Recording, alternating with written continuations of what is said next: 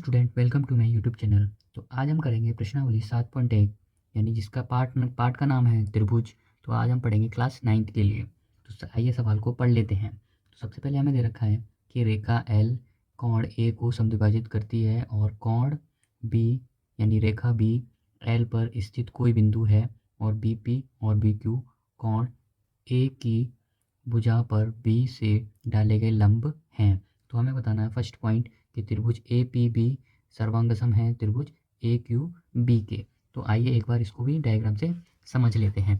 सबसे पहले हमें दे रखा है कि एल कोई रेखा क्या है हमें दे रखी है और ए को क्या करती है वो समद्विभाजित करती है यानी ए कोण को समद्विभाजित करती है। और बी पी और पी क्यू क्या है, दो लंब है। लंब हमें पता है कितने डिग्री का कोण बनाते हैं, 90 डिग्री का कोण बनाते हैं।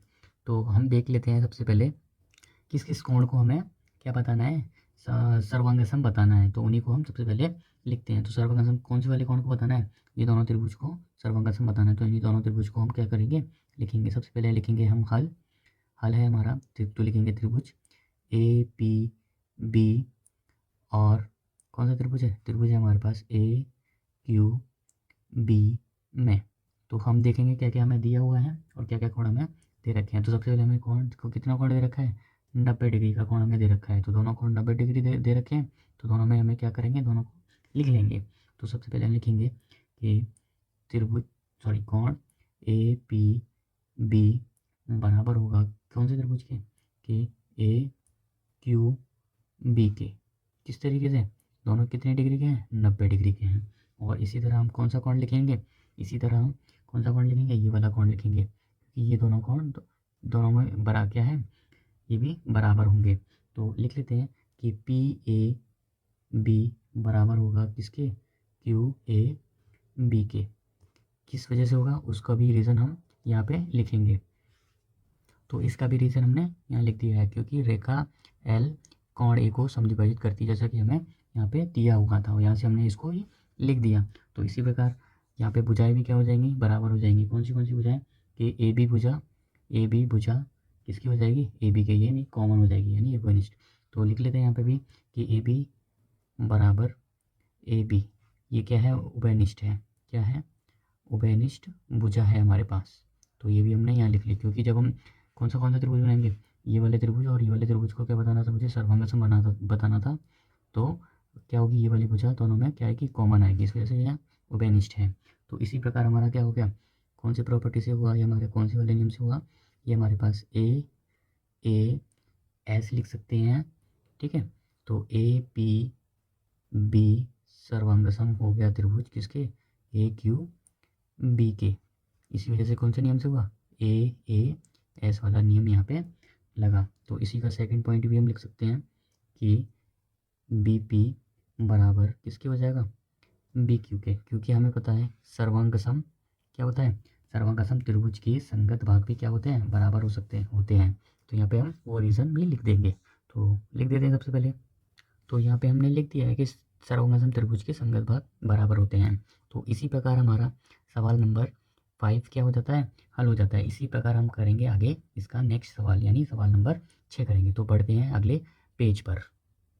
तो ये रहा हमारा सवाल नंबर 6। तो इसको भी हम पढ़ लेते हैं सबसे पहले। सबसे पहले हमें दे रखा है कि ए सी बराबर किसके दे रखा है, ए ई के, और ए बी बराबर किसके दे रखा है, ए डी के।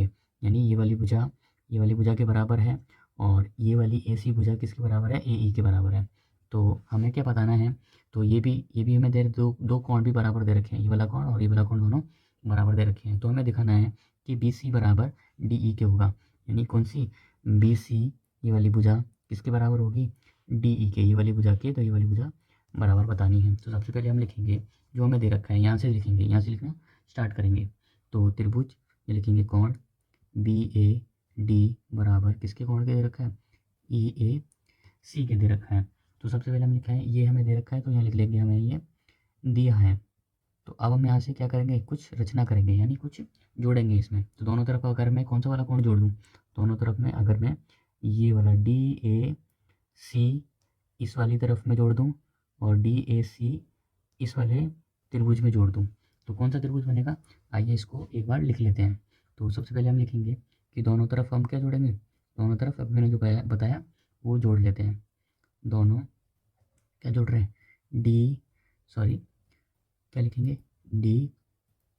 DAC जोड़ने पर क्या लिखेंगे, DAC दोनों तरफ हम जोड़ रहे हैं, किस वाले एंगल में, इस वाले कोण में और इस वाले कोण में, दोनों तरफ DAC जोड़ रहे हैं।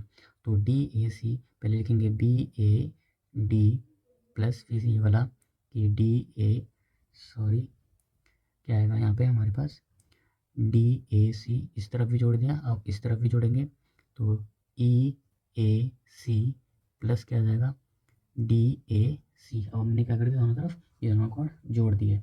अब जोड़ने पर जो हमें मिलेगा, जब मैं इन दोनों कोणों को जोड़ूंगा, तो कौन सा कोण मिलेगा, कौन सा त्रिभुज मिलेगा मुझे मिलेगा कोण BAC, ये वाला त्रिभुज मिलेगा मुझे, या फिर कोण बोल सकता हूँ, ये पूरा कोण मिलेगा मुझे। तो लिख लेते हैं इसी तरफ। तो सबसे पहले मिलेगा मुझे BAC, वो किसके बराबर हो जाएगा, वो बराबर होगा कोण EAD के हो जाएगा। यानी ये वाला कोण पूरा यहाँ से यहाँ तक का और ये यहाँ से यहाँ तक का दोनों क्या हो जाएगा, अब बराबर हो गए। अब मुझे इन दोनों त्रिभुजों को क्या बताना है, इनको सर्वांगसम बताना है। तो इसमें कौन सा नियम लगेगा, उनको भी लिख लेते हैं। जब मुझे दोनों त्रिभुजों को सर्वांगसम बताना है तो दोनों त्रिभुजों को हम क्या करेंगे, लिख लेंगे। तो लिख लेते हैं कि त्रिभुज BAC और क्या हो जाएगा, DAE में, दोनों त्रिभुज मैंने लिख लिया, क्योंकि दोनों त्रिभुज को मुझे क्या बताना है, सर्वांगसम बताना है। तो सबसे पहले यहाँ पे दे रखा है कि AB बराबर किसके हो जाएगा मेरे पास, AD के। और ये हमें कहाँ से लिखा हमने, ये मुझे दिया हुआ था सवाल में, हमें दिया है। और इसी तरह कौन लिख लेंगे इसके कि BAC बराबर किसके हो जाएगा, EAD के। यही हमने क्या किया था अभी ऊपर, ये इसको निकाला था। या फिर इसको समीकरण 1 लिख देते हैं, तो यहाँ लिख देंगे समीकरण हमने यहाँ कहाँ से लिखा, 1 से लिखा है।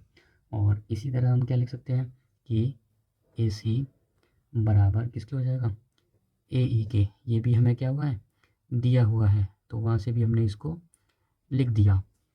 तो इसी प्रकार हमें जो चाहिए था वो मिल गया।